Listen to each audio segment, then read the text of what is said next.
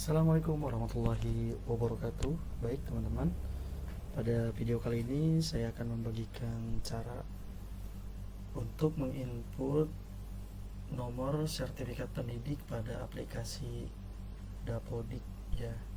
Jadi bagi teman-teman semua di satuan pendidikan yang ada guru yang baru saja lulus sertifikasi atau PPG, silakan input nomor sertifikat pendidiknya pada aplikasi Dapodik, karena itu adalah salah satu yang menjadi tugas kita para operator ya.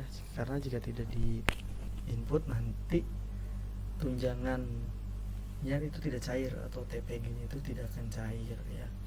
Jadi silakan, ada beberapa langkah yang harus dikerjakan ya. Yang pertama, silakan teman-teman menyiapkan berkasnya terlebih dahulu ya. Berkasnya bisa berupa sertifikat pendidiknya, atau mungkin bagi guru yang baru saja lulus belum mendapatkan sertifikat pendidik tapi baru mendapatkan surat keterangan lulusnya, itu juga bisa kita gunakan ya.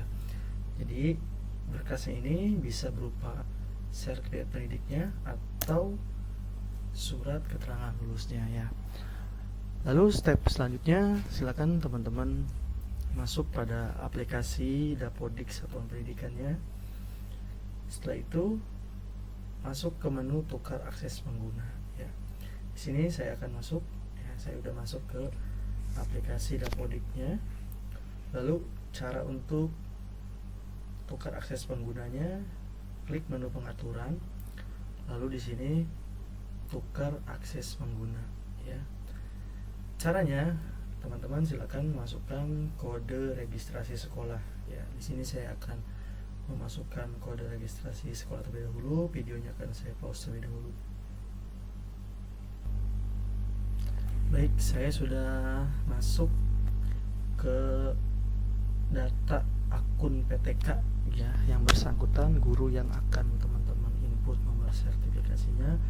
Kebetulan beliau ini hanya akan saya jadikan contoh ya, karena beliau sudah sertifikasi dari tahun lalu dan nomornya sudah saya inputkan, dan sampai saat ini belum ada lagi guru di sekolah saya atau di sekolah kami yang lulus PPG. Jadi tidak apa-apa ya, hanya sebagai contoh.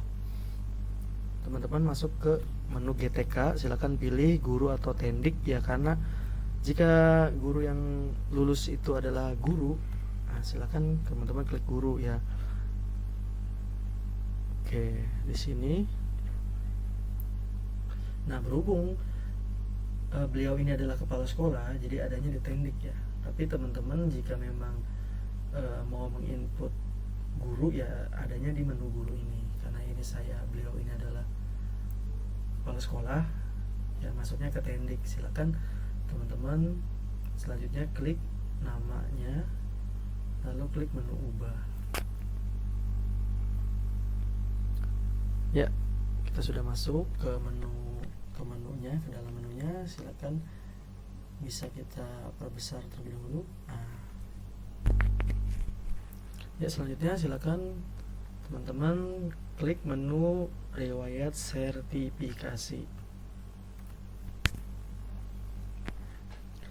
Setelah itu silakan teman-teman klik tambah ya. Tapi sebelumnya silakan teman-teman baca terlebih dahulu pada menu ini. Nah, ini adalah pedoman tabel riwayat sertifikasi ya, untuk melengkapi data terkait riwayat sertifikasi PTK ya. Ini adalah apa saja yang perlu diisi. Yang pertama adalah jenis sertifikasinya, lalu yang kedua nomor sertifikatnya, lalu yang ketiga tahun sertifikasinya, lalu selanjutnya kode lembaga sertifikasi, tanggal habis berlaku, tanggal mulai berlaku. Ini semua adanya di sertifikat pendidik. Silakan dicek sertifikat pendidiknya. Maka dari itu, dari awal hal pertama yang harus kita siapkan adalah sertifikat pendidiknya atau SKL-nya. Silakan disesuaikan saja jenis sertifikatnya, jenis sertifikasinya, nomor sertifikatnya, tahun sertifikatnya, tahun berapa guru tersebut lulusnya ya. lalu kode lembaga sertifikasinya, tanggal habis berlaku dan tanggal mulai berlaku, nomor registrasi. Nah, ini biasanya guru yang baru saja lulus itu belum mendapatkan nomor registrasi ya, atau NRG. Itu tidak masalah, nanti dikosongkan saja, karena nomor registrasi ini akan muncul ketika kita sebagai operator sudah menginput poin ini semua ya, termasuk bidang studi dan nomor peserta ini sudah kita input semua. Nanti seiring berjalannya waktu, NRG tersebut akan muncul secara otomatis. Nah, ketika muncul barulah kita input NRG-nya. Seperti itu, teman-teman. Untuk nomor peserta juga sama ya, silakan dilihat di sertifikat pendidiknya atau di SK surat keterangan lulusnya ya. Ini ada dua versi yang mengatakan bisa juga diisi dengan NIM atau nomor induk mahasiswa. Kalau saya pribadi, saya mengisinya dengan nomor peserta yang ada di surat sertifikat pendidiknya itu ya. Tapi jika memang teman-teman ingin menginputnya dengan NIM, itu juga tidak masalah, silakan disesuaikan saja. Ini saya akan memberikan contoh ya. Nah, kode lembaga sertifikasinya ya tentu saja Badan Nasional Sertifikasi Profesi. Lalu selanjutnya bidang studi, silakan disesuaikan bidang studinya, karena ini beliau adalah guru PAI, maka saya masukkan atau saya input pendidikan agama Islam. Jika memang gurunya itu bahasa Indonesia ya silakan input bahasa Indonesia atau PKN atau sejarah mungkin ya. Lalu jenis sertifikasinya ya sudah jelas, jenis sertifikasinya adalah sertifikat pendidik. Tanggal mulai berlaku, nah ini juga disesuaikan dengan SKL-nya atau dengan sertifikat pendidiknya, nanti ada di sana. Karena beliau ini sudah dari tahun lalu sudah saya input, jadi tanggalnya pun di tahun kemarin ya, sesuai dengan SKL atau surat sertifikat pendidiknya. Untuk tanggal habis berlakunya silakan teman-teman dikosongkan saja, tidak masalah. Nomor sertifikat, nah ini silakan dicek ya pada SKL-nya atau nomor sertifikat pendidiknya, di sana nanti tertera nomor sertifikatnya ya. Saya tidak bisa memberikan contoh karena filenya itu saya tidak pegang gitu, tapi filenya itu atau SK-nya itu sama guru yang bersangkutan gitu. Jadi ini saya hanya memberikan contoh sebatas ini saja ya teman-teman. Untuk NRG-nya ini belum saya input ya, belum saya input karena memang waktu itu belum ada dan ternyata tidak masalah juga gitu. Tapi jika teman-teman nanti sudah ada, silakan input ya. Ini mungkin nanti ini juga akan saya input. Lalu selanjutnya nomor peserta. Nomor peserta ini bisa teman-teman klik maksudnya bisa teman-teman input NIM atau nomor peserta yang ada di serdiknya atau sertifikat pendidik.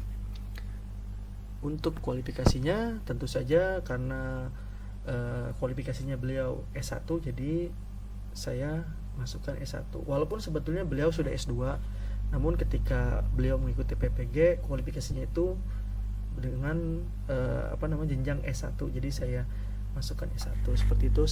Setelah semua ini diisi, silakan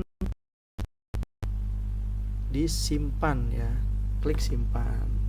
Sudah selesai. Lalu langkah selanjutnya adalah sinkronisasi ya.